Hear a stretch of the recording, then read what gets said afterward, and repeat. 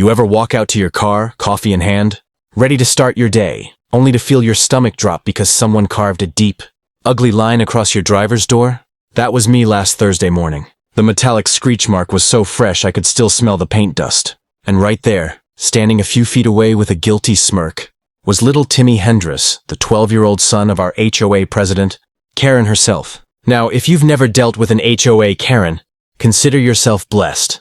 Ours, Patricia Hendris, runs our cul-de-sac like a private kingdom. Fines for leaving trash bins out 10 minutes late, threatening letters for grass, too long, and constant inspections that somehow always skipped her own property. So, when I saw her son's muddy handprints right next to the scratch, I knew exactly where this was heading. I asked him as calmly as I could, "Timmy, did you do this?" He looked me dead in the eye and said, "Mom said you're a jerk. You deserved it." I swear my blood boiled so fast I could taste metal. I took photos of the damage, the prints, even recorded his little confession. But before I could finish, Patricia stormed out in her floral robe and slippers, yelling, "Don't you dare talk to my child like that!" I told her what happened, showed her the scratch, even played back the video. She crossed her arms and said, "That's not proof. My son would never do something like that. You're harassing him." Harassing him? I was the one standing next to a vandalized car! Then she dropped the real bomb. "You parked too close to the sidewalk anyway. Maybe if you followed HOA rules, this wouldn't have happened." That's when I realized she wasn't just denying it. She was protecting him. And worse, she thought she could get away with it. I filed a police report that same day, emailed the HOA board, and even sent copies of the photos to my insurance. But Patricia, she doubled down, started whispering around the neighborhood that I was making things up for attention. She wanted to play petty? Fine, I don't play games, I win them. What she didn't know was that my security camera had caught everything.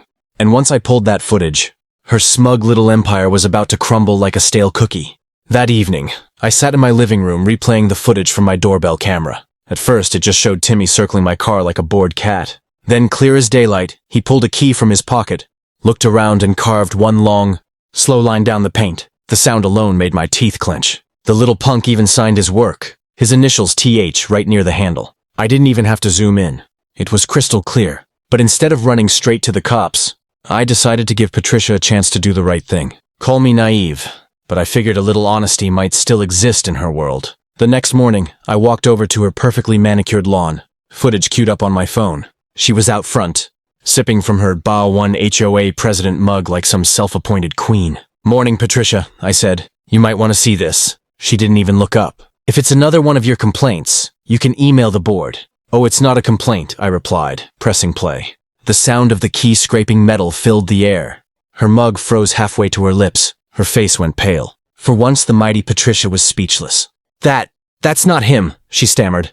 I zoomed in. "TH, ring a bell?" She tried to spin it, of course. "You must have edited that. My son doesn't even have a key like that." "Funny," I said, holding up the actual key I'd found lying under the tire. "Because I do." Her eyes darted to the key, then to me, then to the neighbors who were starting to peek through their curtains. She hissed, "You can't prove anything." "Oh, I can. And I already have." That night, I sent the video and photos to the HOA board, the police, and my insurance adjuster. Within an hour, the emails started flooding. Neighbors furious that the president's son had trashed someone's property while she'd been fining them for having mismatched mailboxes.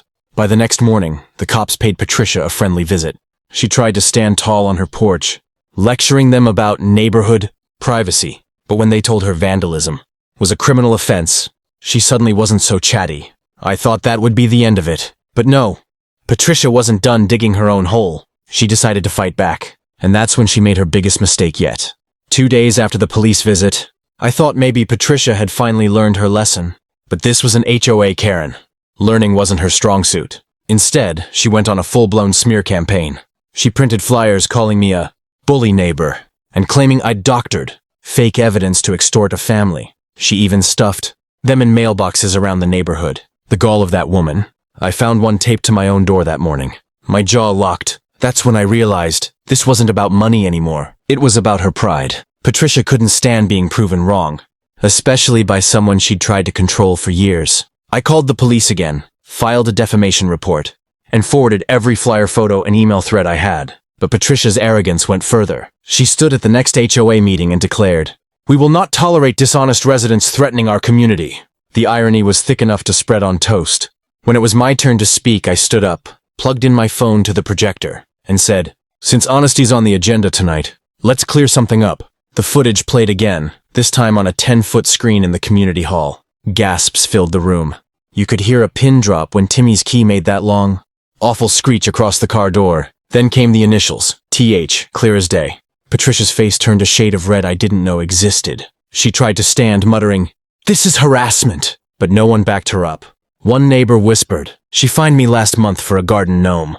Another murmured, "And her kid's the vandal?" The HOA vice president, a quiet guy named Martin, finally spoke. "Patricia, you owe this man an apology and compensation. Your son caused real damage." She stormed out without another word. The board voted to suspend her HOA presidency indefinitely pending investigation. For the first time in years, the cul-de-sac felt lighter, like someone had opened a window after a storm.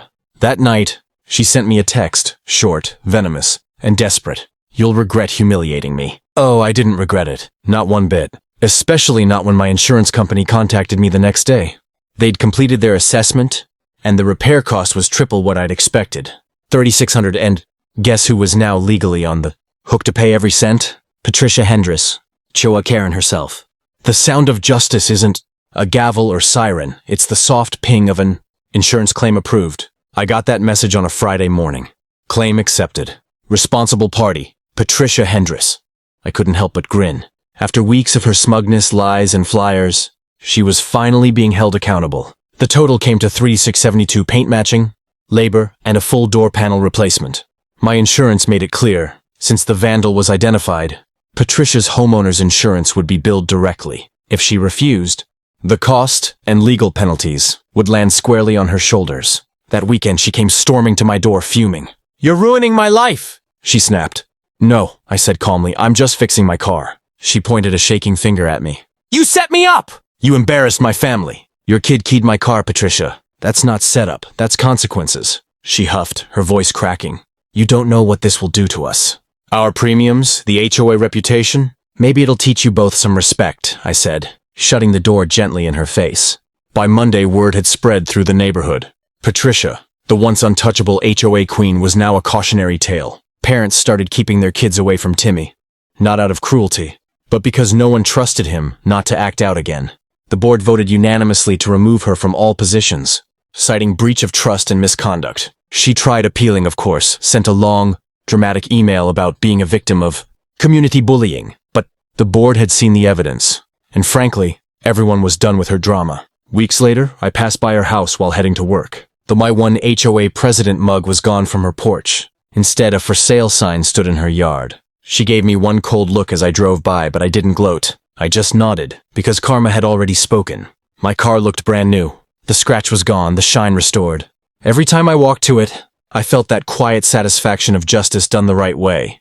Not through revenge, but through patience and proof. In the end, Patricia paid triple the damages, lost her crown, and moved out within a month. The neighborhood? It's peaceful now. No surprise inspections, no passive-aggressive notes, just normal people living their lives again. And me, I learned something simple. You can't fight truth with arrogance. Because sooner or later, truth always leaves a deeper mark than any key ever could. If you enjoyed watching karma catch up to this HOA Karen, make sure to hit that like button, subscribe for more crazy real-life stories, and drop a comment telling me what you'd have done in my place.